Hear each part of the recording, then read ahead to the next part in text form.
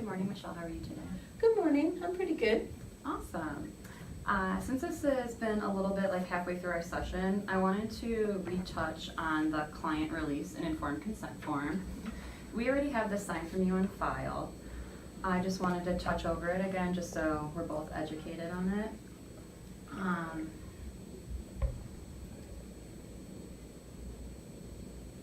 So when mandated by law is the only time when I would have to report to them would be like if we're talking about psychological child abuse, elder abuse, neglect, and those things. If you talk about harming yourself or others.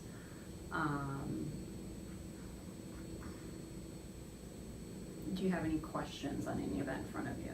I don't want to read it all to you. No, I think I'm pretty good with all of this. Awesome. Do you want to keep that for you, or do you want me to put it back? I still have my copy, Awesome. so thank you so much. You're welcome. All right. Do you care if I keep my notebook with me? No, that's fine. I was actually driving to work the other day, and I thought about you, and I came up with some ideas for our session, so I wrote them down. Okay, great. How is our anxiety today on a 1 to 10? It's not bad today. I think it's pretty low. Anxiety. It's not gone, but I would give it maybe a 2 or 3, maybe 2 or 3. So Which, that's good. when I'm in school, because you know, there's always the next project, the next test, the next paper, it doesn't like completely go away because there's nothing to do. There's still quite a bit to do, and we're getting close to the end of the semester. So, yeah, I'd say about a 3 today, right now. Well, that's great. As long as I don't think about all the papers, then it might go up while I'm sitting here. Yes. Well, I find that to be good because our baseline when we started was around a 4. Okay. And then last session, we were pretty high at a 6 or a 7. Yeah. So what has changed from that session to now that it's almost half? First of all, I think things have gotten more comfortable with my mom moving into my home. Okay. So it's been a month now. So she moved in right around the 29th, 30th of September, and we're into November now. So it's been a month. She seems to be much more adjusted and much more comfortable. I am, my husband. We're just gelling more. You know, there's less, it's not as tense. And I think she's realizing too that, you know, it is her home too. And I'm trying to do everything that I can to make her feel like it's her home. What was it, yesterday or the day before, I just walked up to her and hugged her and said, "I love you, Mom, and I'm glad that you're here." You know, just to try to, because if her anxiety comes down, it helps mine come down, because then she's not so nitpicky, at least about me. And if she wants to pick at other stuff at the house, she's welcome to clean. Go for it, you know. And two, I think my husband is starting to hit a stride too, in his relationship with her, to be more understanding and patient and stuff. But it's interesting for him to have us both in the house, because there's ways that we're not alike at all, and then there's ways we are alike. And he's like, "You guys both do that." So, yeah, so it's interesting for him. And he's like, "That's not necessarily bad, but you both do that. You know, I can see where she gets some of this stuff from." And I'm like, "Yeah." And both of his parents are deceased, so I can't do that to him. It's not fair. But anyway, but yeah, things are just hitting a nice pace. And a decent pace with my son, who usually gives me my other anxiety, is him. He's moving into a new apartment on Sunday, and that's kind of working itself out, so that's thankful that his living situation is changing. And I am really just trying to take some time every day to just kind of woosah, just to kind of take a deep breath and slow down. And I don't think I'm necessarily good at doing some self-care every day, but trying to be more conscious of how I feel and taking care of myself and my sleep. And I've changed everything about what I'm eating, everything. So that actually is helping. That's good. We were discussing our self-care steps last Right. time, and you had told me how you were joining a book club and reading a certain book. Yeah. How's that? Mhm. That's good. That I love that part because I like to read. Like I said, I like to read stuff besides school books. I enjoy some of those too, actually. Kind of weird, I guess, but it's the field that I want to go into, so I need to get in there. But yeah, that's going good. I enjoy that when I read that kind of stuff. That's definitely self-care for me because it helps me think about something besides what I have anxiety about, what is stressing me. And the kind of stuff that I read helps me be hopeful that there is something different, that this too shall pass, this season will move on. So don't get too stuck in this one because it's gonna be gone. And then possibly something else will come along. Of course. But that too shall pass, so, that's very, very helpful.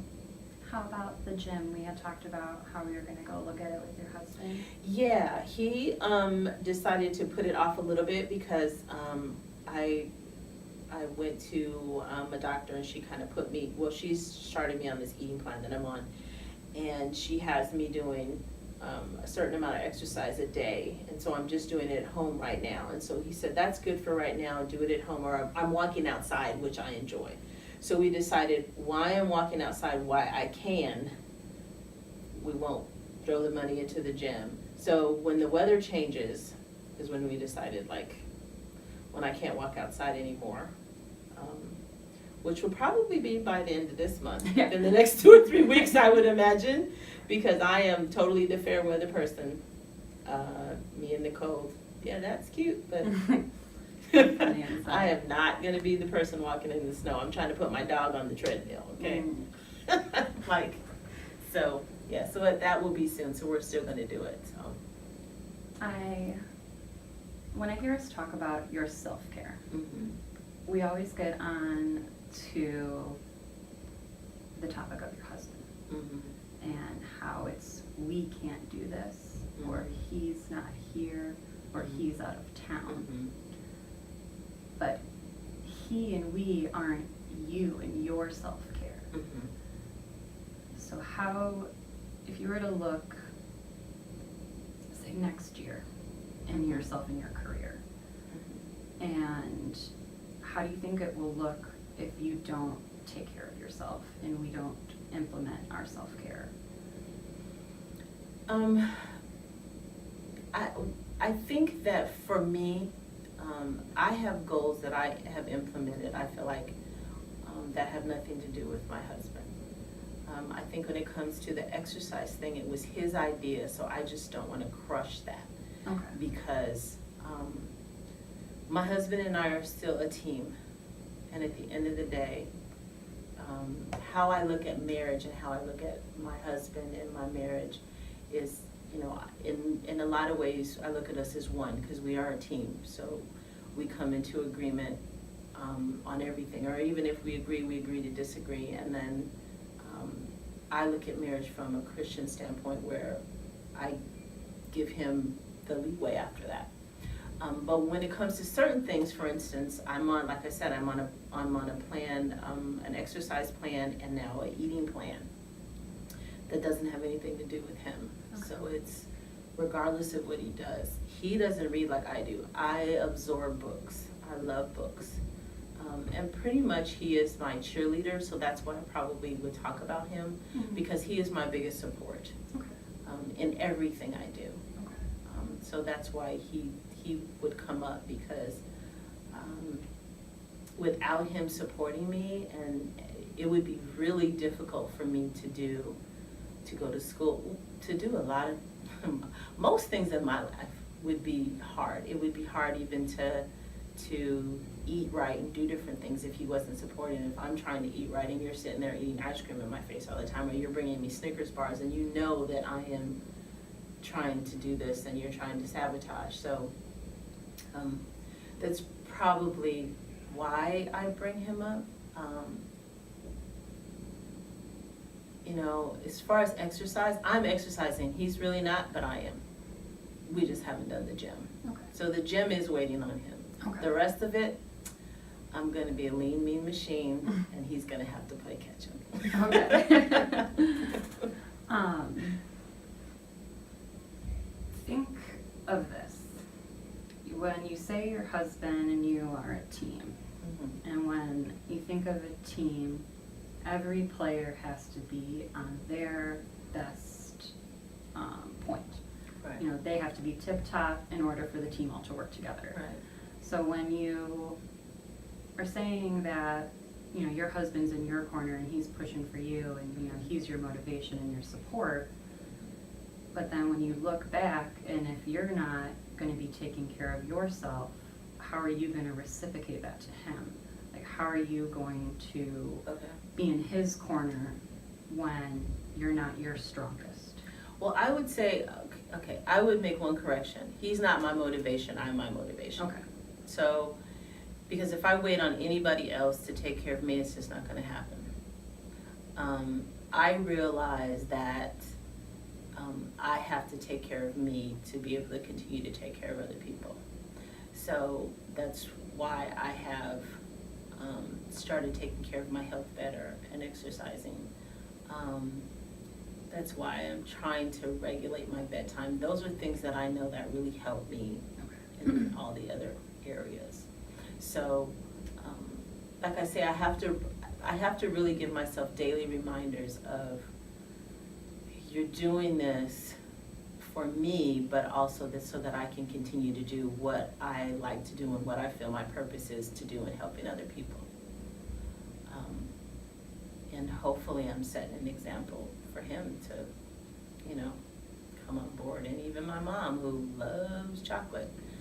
And, I mean, I love chocolate too, I like that kind of stuff, but just to take care of your health and who you are in general, you know, in balance, your mind, your body, you know, your spirit, to take care of all of it together. So it's what I'm trying to do anyway. No, I can see we're thinking about it. And Mhm. you're strong, you're smart, you Mhm. have very strong ambitions, and you want to help people. Mhm. I just want you to remember you and Right. just keep Mhm. you your healthiest. Right. Like, just think, if you were to have better self-care and you were to implement it daily and you just were to be better that way, how your relationship could even be better with your mom or your husband. What I had thought about, because it's time, like we always talk about, you don't have a lot of time and you're busy between work, family, and school. What about like mindfulness? Mhm. You know, just being aware when you're having a meal or cooking a meal, driving, just being mindful of the sky and just the smaller things and the beauty of the world. Mhm. There are also a few apps that I've seen through like the App Store.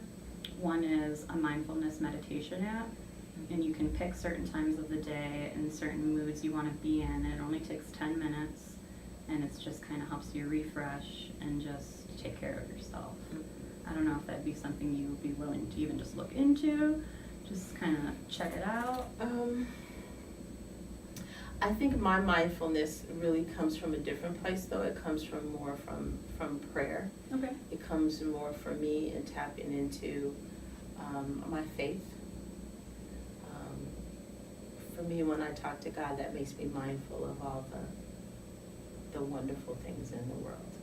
So for me, that's the first thing I do when I get up in the morning. And really most of the time, unless somebody calls me, when I'm by myself in the car is when I can get opportunities.